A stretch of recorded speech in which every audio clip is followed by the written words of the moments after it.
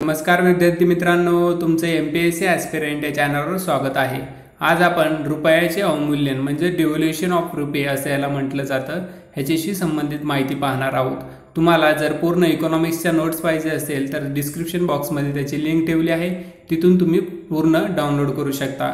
तर रुपयाचे अवमूल्यन म्हणजे काय, तर त्याचा अर्थ काय आहे?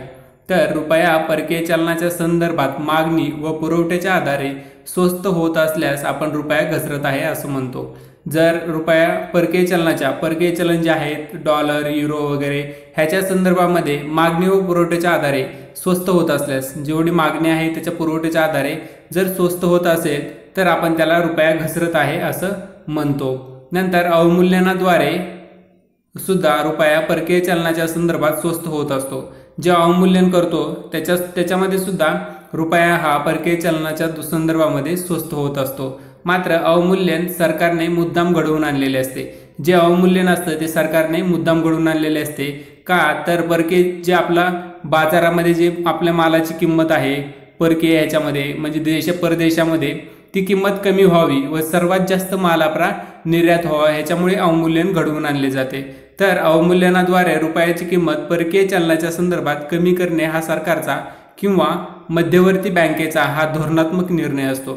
जे अवमूल्यन आहे ते अवमूल्यन जे करतं ते का करतात, तर त्याच्यामध्ये सरकार व मध्यवर्ती बँकेचा हा धोरणात्मक निर्णय असतो का, तर आपली जी व्यापार तूट असते ती भरून काढण्यासाठी सगळ्यात जास्त निर्यात होणं महत्त्वाचं असतं, आयाती जे कमी करणं हे सुद्धा ह्याच्यामध्ये महत्त्वाचं असतं। त्याच्यामुळे हा धोरणात्मक निर्णय आहे तो सरकार व मध्यवर्ती बँक दोघं स्वतंत्र म्हणजेच एकत्र घेऊन निर्णय घेतात। तर अवमूल्यनाचे जे परिणाम आहेत ते काय असतात, त्याच्यामध्ये आयातीवरील परिणाम एक असतात आणि निर्यातीवरील एक परिणाम असतात।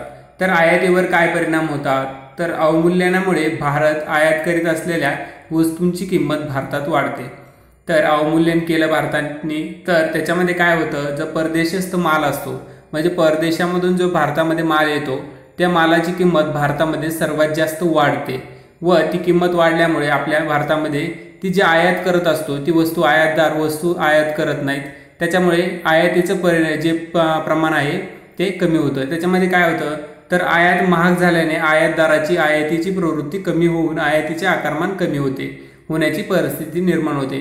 ह्याच्यामध्ये काय होतं, जर आता वस्तूंची आयात करतो आपण, त्या वस्तूंची जर किंमत महाग झाली म्हणजे त्याची किंमत वाढली, त्या वस्तूंची जी 100 रुपये होती 200 रुपये झाली, जे आयातदार जे आहेत त्यांना आता 100 रुपये एक्स्ट्रा द्यावा लागतात, म्हणजेच आयातदार जी वस्तू आयात करणार आहेत ती आयात करण्याचं प्रमाण याच्यामध्ये कमी करतात व जे आयातीचं आकारमान आहे ते कमी होतं व आपली जी व्यापार तूट आहे ती कमी व्हायला याच्यामध्ये मदत होते।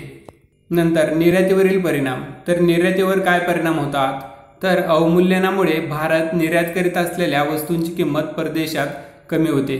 जे अवमूल्यन करतं भारत सरकारने जर अवमूल्यन केलं तर त्याच्यामध्ये भारतातून जे निर्यात होतो माल त्या मालाची किंमत परदेशामध्ये आहे ना पूर्णपणे कमी होते। म्हणजे मालाची किंमत जर भारतामध्ये परदेशामध्ये निर्यात करत असलो आपण तर ती 100 रुपये किंमत असली अगोदर, नंतर ती 75 रुपये एवढी किंमत होणार। त्याच्यामुळे सर्वात जास्त आपली निर्यात वाढते व परदेशामधील जे आयातदार आहेत ते वस्तूच्या आपल्या भारताच्या वस्तूची मागणी करायला सर्वात जास्त सुरुवात करतात। त्याच्यामध्ये भारतीय वस्तू परदेशात स्वस्त वाटायला लागल्याने परकीय आयातदार भारतीय वस्तूंची अधिक मागणी करायला लागतात। मी आत्ताच म्हटलं तुम्हाला, जर भारतीय वस्तू आहेत ते स्वस्त वाटायला लागल्याच्या नंतर जे परकीय आयातदार आहेत ते भारतीय वस्तूंची अधिक प्रमाणात मागणी करायला लागतात, त्यामुळे भारताची निर्यात वाढण्याची परिस्थिती निर्माण होते। ह्याच्यामुळे काय होतं, तर भारत जे निर्यात करत आहे माल त्याची निर्यात सर्वात जास्त वाढण्याची परिस्थिती निर्माण होते। त्याच्यामुळे काय होणार, तर आपल्या भारताची जी व्यापार तूट आहे म्हणजेच आयात आणि निर्यातीमधला जो फरक असतो त्याच्यामध्ये व्यापार तूट एक असते, व्यापारामधील व्यापार शेष एक असतो, त्याच्यामध्ये जी तूट आहे ते कमी होण्यासाठी हा सगळ्यात मोठं अवमूल्यन घडवून आणलं जातं। अवमूल्यनाचे प्रयोग, तर भारतामध्ये आतापर्यंत आपल्या तीनदा अवमूल्यन आपलं करण्यात आलं आहे। तर तीनदा अवमूल्यन जे करण्यात आलं आहे त्याच्याशी संबंधित आपण माहिती पाहणार आहोत। त्याच्यामध्ये पहिले अवमूल्यन कधी करण्यात आलं, तर 1949ला पहिले अवमूल्यन भारतामध्ये करण्यात आलं होतं। ते कधी, तर 26 सप्टेंबर 1949 या दिवशी रुपयाचे अमेरिकन डॉलरच्या संदर्भात 30.5% अवमूल्यन घडवून आणण्यात आलं होतं। तर 26 सप्टेंबर 1949ला जे भारताचं जे अवमूल्यन आहे ते अमेरिकन डॉलरच्या संदर्भामध्ये 30.5% टक्क्यांनी घडवून आणण्यात आलं होतं। नंतर पाऊंड स्टर्लिंग संदर्भात हे अवमूल्यन घडवून आणण्यात आले नव्हते, म्हणजे जे पाऊंड जे रुपया आहे त्याच्याशी संबंधित जे म्हणजे नाणं आहे पाऊंड, तर त्याच्याशी संबंधित अवमूल्यन आपलं भारत सरकारने घडवून आणलेलं नव्हतं, फक्त अमेरिकन डॉलरच्या संदर्भातच अवमूल्यन घडवून आणण्यात आलं होतं। तर अवमूल्यनामुळे एका रुपयाची डॉलरमधील किंमत 30.2 सेंट्स वरून 21 सेंट्स पर्यंत कमी झाली होती। जे अवमूल्यन केलं होतं त्याच्यामध्ये जी डॉलरची किंमत होती ती किंमत 30.2 सेंट्स वरून ती 21 सेंट्स पर्यंत कमी झाली होती। नंतर अवमूल्यनामुळे भारताची व्यापार तूट कमी झाली होती। मी तुम्हाला अगोदरच सांगितलं व्यापार तूट कशी कमी होते, जर सर्वात जास्त आपली निर्यात वाढल्यामुळे आयात कमी होणार, आयात कमी झाल्यामुळे जी आपली व्यापार तूट आपल्याला अगोदर पाहायला भेटती ती सर्वात कमी होणार, त्याच्यामुळे अवमूल्यनामुळे भारताची व्यापार तूट ह्याच्यामध्ये कमी झाली होती।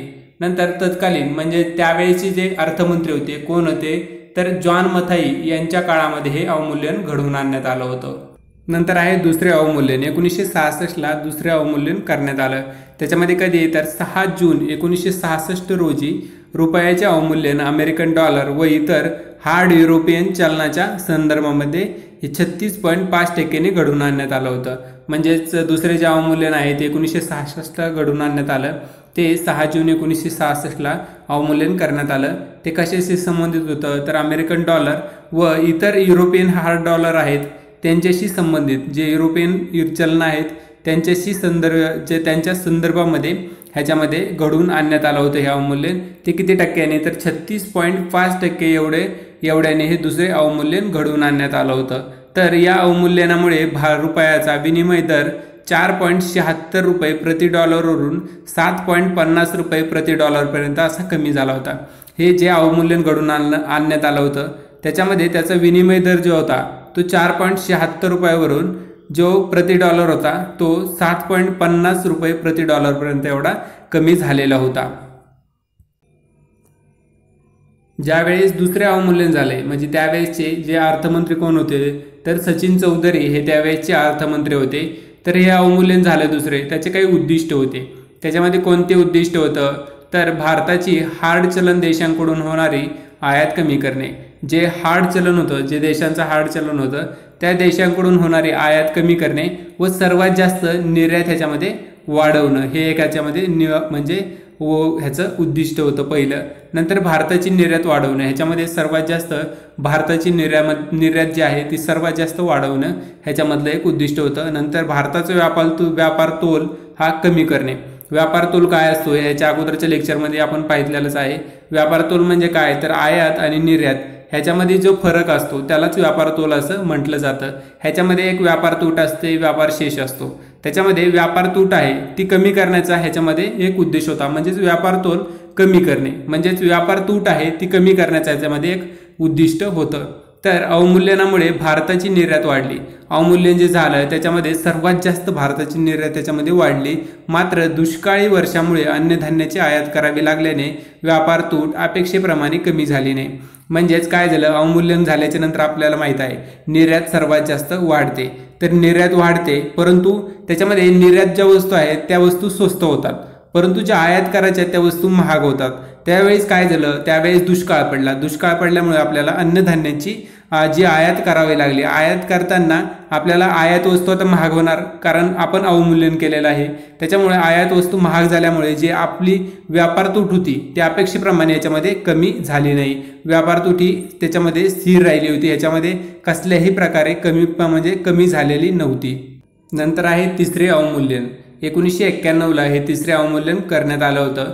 ते जुलै 1991 मध्ये रुपयाचे अवमूल्यन 3 टप्प्यांमध्ये, म्हणजे जगातील महत्त्वाच्या चलनाच्या संदर्भात कोणते चलन होते, तर डॉलर, पाऊंड, मार्क, येन, फ्रँक इत्यादी चलनाच्या संदर्भामध्ये म्हणजेच अवमूल्यन घडवून आणण्यात आलं होतं। हे जुलै 1991 मध्ये हे अवमूल्यन घडवून आणण्यात आलं होतं।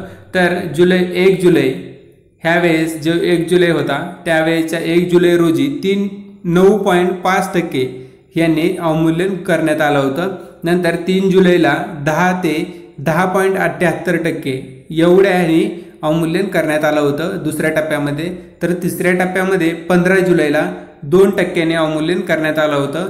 तर ह्या तिन्ही मिळून हे जे 3 अवमूल्यन करण्यात आलं म्हणजे तिसऱ्या अवमूल्यनामध्ये 1991च्या, तर 1 जुलैला करण्यात आलं, 3 जुलैला करण्यात आलं, 15 जुलैला ह्या तिन्ही ह्याला तारखेला जे अवमूल्यन करण्यात आलं तिन्ही टप्प्यातले अवमूल्यन एकूण 20% करण्यात आलं होतं. त्यावेळेचे तत्कालीन अर्थमंत्री हे डॉक्टर मनमोहन सिंग हे त्यावेळेचे अर्थमंत्री होते. ह्याच्यावर प्रश्न पण आलेला आहे. तर त्यावेळेचे अर्थमंत्री कोण होते असा याच्यामध्ये प्रश्न विचारला गेला होता आणि त्याच्यामधले आन्सर याच्यामध्ये डॉक्टर मनमोहन सिंग याच्यामधलं उत्तर होतं. आशा आहे माझा व्हिडिओ तुम्हाला आवडला असेल. व्हिडिओ आवडला असेल तर व्हिडिओला लाईक करा, कमेंट करा, शेअर करा आणि चॅनलला सबस्क्राईब करा. माझ्या प्रत्येक व्हिडिओची तुम्हाला अपडेट भेटत राहील. थँक्यू.